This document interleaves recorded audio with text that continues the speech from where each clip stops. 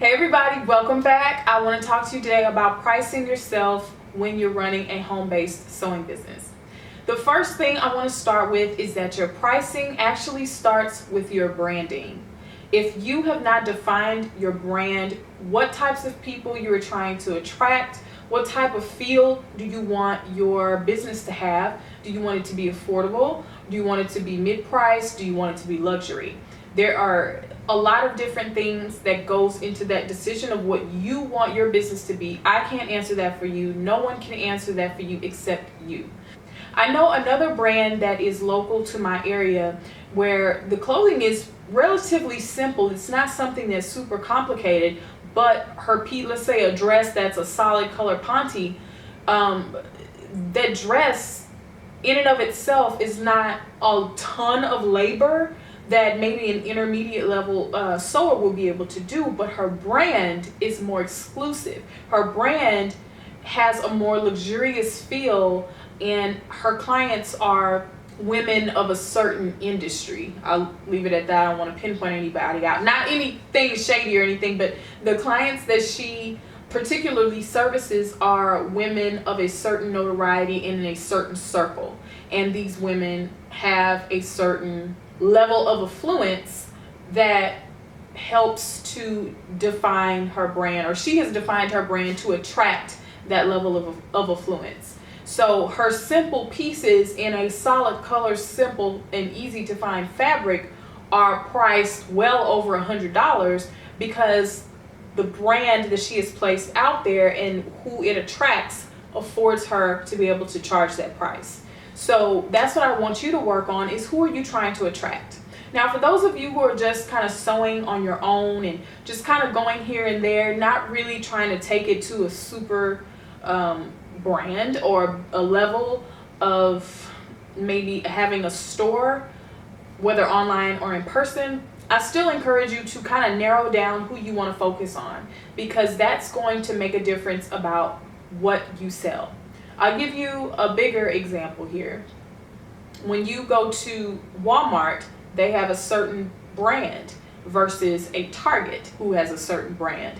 They can essentially sell, they do essentially sell the same types of products, but they are two very different brands, and they are two very different kinds of customers that go to Walmart and that go to Target. So when you're thinking about your brand, I want you to think about it in terms of that. Who are you trying to attract? What kind of look, what kind of feeling do you want your clients to have when they work with you?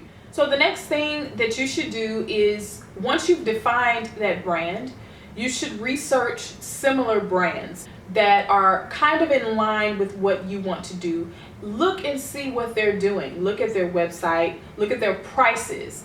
Look at the levels of complexity of maybe their design. See if they are in line with what you're doing. If it's a simple dress, it's the same type of clientele, but it's more simple than what you're doing. You know, keep that in mind and just kind of say, okay, well, if they're charging this for this simple design and it's working, that's an important piece, and it's working, then here's my baseline of where I can work with. Maybe I'll start around in this area as well. You can find brands that are similar to what you're doing on eBay, Etsy, Instagram, Facebook. You can find them all over the internet. You just need to Google. On eBay and Etsy, you will be able to see, well, actually, I think it's just on Etsy. I'm not sure about eBay, but I know on Etsy, if you find a similar brand that's doing what you're doing, because obviously it's handmade, it's homemade, then you're able to see how many units they've sold in a certain period of time. This can tell you if what they're doing is actually working. So this can also give you another indication on where you can start your pricing. And remember, your pricing is not permanent. You can change your pricing from day to day. Start to see what works, what's not working. Maybe you gotta knock it down $5 here. Maybe you can raise it $10 here. It just depends. But looking at other established brands that are around the same family, what you're trying to do gives you a better idea of where you need to price yourself. So the next piece of this is your more tangible costs. I know a lot of you probably thought that I was going to talk about this first, but really, definitely and truly, your brand is the first thing that you need to identify to help you with your pricing, because if it were just a matter of just, okay, well, you add up this cost plus this cost plus this cost and you have your price, then everybody would essentially have the same type of price point. Like, it just doesn't give variety. A brand is a brand. So when it comes to your costs, you've got to build a great foundation. You've got to be responsible and source your goods at the lowest cost, because the more you pay for your goods, the more that it's going to eat into your profit. So just because you may have had to pay a lot of money for your fabrics doesn't mean that the market or the brand that you have built or are building will support the price that will come from a formula type of pricing. So when you're starting to build a foundation and source your goods, you need to make sure that you're getting them at responsible prices. If you set yourself up as a business and you have a tax ID number, then you are able to buy wholesale goods. If you have not, then you will be paying retail prices. I understand that this is a very delicate balance, because when you start talking about buying wholesale supplies, you're talking about buying items in bulk. Your budget may not support that, and quite frankly, your sales might not support that. And then you might be left with a lot of fabric or a lot of needles or a lot of thread that you can't use, don't need, and can't sell. So it's a very delicate balance. You've got to play with that. You've got to find your sweet spot, and you've got to go from there.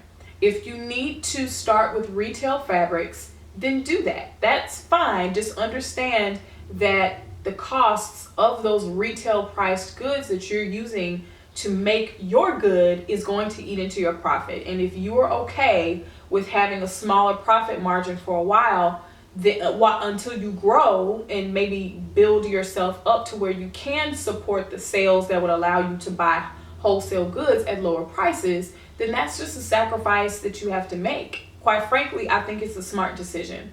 So another way to keep your costs low is to use shipping methods that are affordable to you.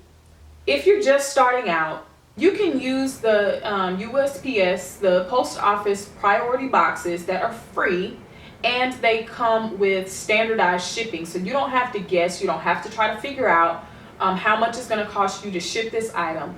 It's trackable and it delivers much faster than parcel service. It's a win-win-win across the board for you and your client. Again, when you're starting out, keep your costs low and keep them predictable so that it helps you budget yourself as you grow.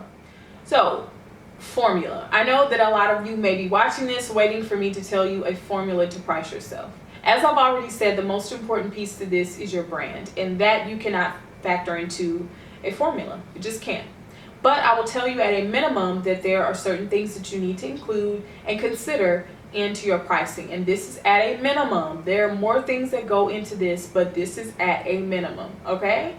Your fabrics. How much fabric are you using? Your threads, your needles, any hard good, any tangible supply that you need, any bias binding, any elastic, any zippers, buttons, anything that went into you purchasing or using to produce this item, you need to factor that into your cost. One factor that is very challenging for people to try to nail down is their labor costs.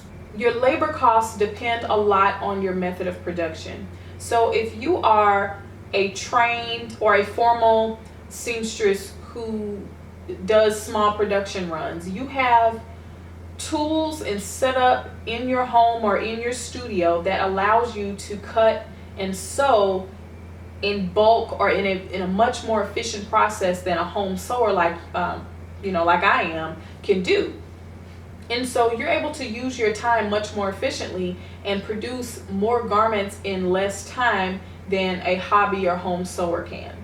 Of course, in a factory, you have access to the lowest price goods you have because you're buying fabric or you're using fabric by thousands of yards at a time. So you have a lot of resources there. You have hundreds of sewers working on different styles of garments at the same time. So you're able to produce much more in a small amount of time. For the home sewer, you've got to figure out how much your time is worth. It can be $10 an hour, $15, $20 an hour. It depends on you. Some people price themselves per item. Okay, well, I'm going to assign myself a $25 fee per this type of dress. I'm a fan of assigning myself a flat labor fee for a particular style because it just makes things easier for me. I have tried different price points, and that's what you have to do. I'm sorry, I cannot give you a specific price point. That's just not how these things work. You have to work with who your brand is, who you're trying to attract, your most tangible costs, your supplies, and you have to figure out that price and what the sweet spot is for you. So let's talk about attracting customers. A lot of times we get scared about our pricing because our customers may kind of recoil when we tell them our price, and we want to attract customers, right? Well, sometimes we get into a situation where we underprice ourselves. My alternative suggestion to you is to run a sale instead of underpricing yourself, because a sale sets the expectation that, hey, this is my normal price, but for a limited time you can take advantage of a sale, but know that it's going to go back up to this normal price. So they can kind of expect a certain price level from you without you having to start at this super low price, and then when you jack your prices up, your customers are like, what the hell are you doing? So I want to tell you a story about when I underpriced myself. And underpricing myself meaning I charged nothing. So the first time someone approached me for teaching a sewing class in person, I was so excited, I said yes. And so this is someone that I am acquainted with in real life through a couple of degrees of separation. This person asked me how much I would charge for the lesson, and I said, your first lesson is free.